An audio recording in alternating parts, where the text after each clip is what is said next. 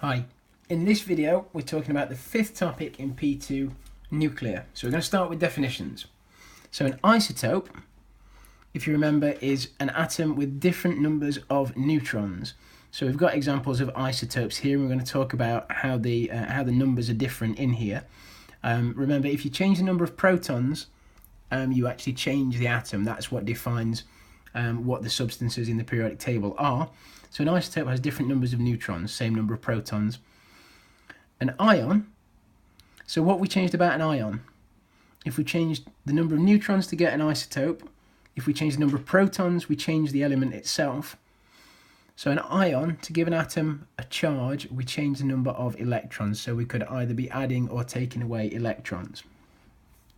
Nucleons is the collective name for the particles in the nucleus. So they are protons and neutrons. So particles in the nucleus, nucleons. Kind of makes sense. Okay, ionising radiation is simply radiation which can remove electrons from an atom, i.e. if it removes electrons, the atom has an overall charge, it becomes an ion. A radioactive substance is just one that emits ionising radiation. Fairly simple definitions there. So one thing you might be asked to do, you might be given the symbols for two isotopes, and you might be asked to identify what particles are in there. So the small number, remember, is the number of protons. So we know in both of these there are 17 protons. Because it's an atom, we are assuming there's no overall charge, so that means the number of electrons has to be the same as the number of protons. Remember, protons have a charge of +1, electrons have a charge of -1, so they have to be the same number for the atom to have a neutral overall charge. Neutrons. To get the number of neutrons, we take the smaller number away from the bigger number, so 35 minus 17, 18 neutrons there. 37 minus 17 here is 20. So this is an isotope, it's got a different number of neutrons. Okay, so while we're on the subject of radiation along here, we'll talk about the three types of ionising radiation that we're interested in. So the three that we look at are alpha, beta and gamma. So you need to know what they actually are, how strong their ionising strength is, and how easily they can penetrate through different stuff. So alpha is a helium nucleus. It's 2 protons and 2 neutrons. Beta is just a high-speed electron, and gamma is part of the electromagnetic spectrum, so it's an electromagnetic wave. The symbols for these, the Greek letter alpha, the Greek letter beta, and the Greek letter gamma. So that kind of looks like a fish or an A. Beta is a capital B with a big stick, and gamma is like a thin fish doing a bit of a nosedive. So the strength of them, bearing in mind this is sort of much bigger. So alpha is strongly ionising, beta is weakly ionising, and gamma is very, very weakly ionising. Okay, in terms of penetrating ability, the smaller one gets through most stuff. So gamma is just a wave, there's no particle involved. So high through to low on a continuum there. So alpha is stopped by a few centimetres of air or paper. Beta is stopped by thin aluminium foil. But to stop gamma, you're going to need a few centimetres of lead or thick concrete. So if you were to swallow one, if you were to have to swallow one, which one would you want to swallow, alpha, beta or gamma?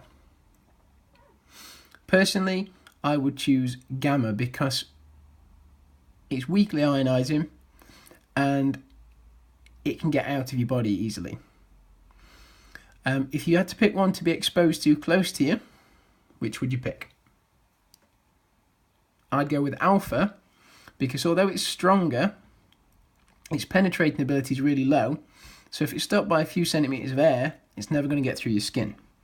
So that would be quite safe there. Okay. Another thing you're commonly asked about is the component parts of a power station. So here we have another wonderfully drawn diagram.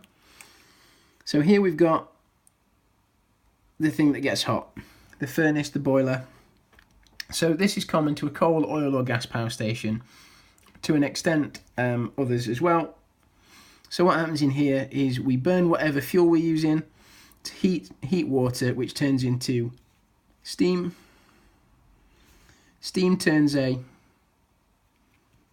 turbine. The turbine turns a generator. The generator produces an alternating electrical current, which then needs to be increased to go out to the national grid. So we use a step up or down, up transformer, and then it's sent out to businesses and homes via the national grid.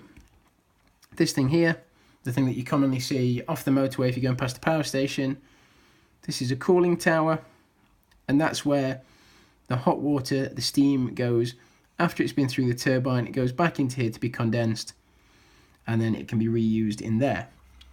So a nuclear power station actually works in a very, very similar way, except instead of a furnace, we've got a nuclear reactor. So the same objective is still true. We're still going to heat water to get steam to turn a turbine, turn a generator, to step it up, send it out to the national grid. But in this case, we've got a nuclear reactor core that's got probably our uranium fuel rods in, and we're going to talk about the process of fission in a bit more detail very shortly. But this is the same idea. We heat water to produce steam. The bit that you might need to know about here are the control rods, and these control the speed of reaction, control the rate of reaction. So if we move the control rods further in, it slows the reaction down. If we move them out, it speeds the reaction up.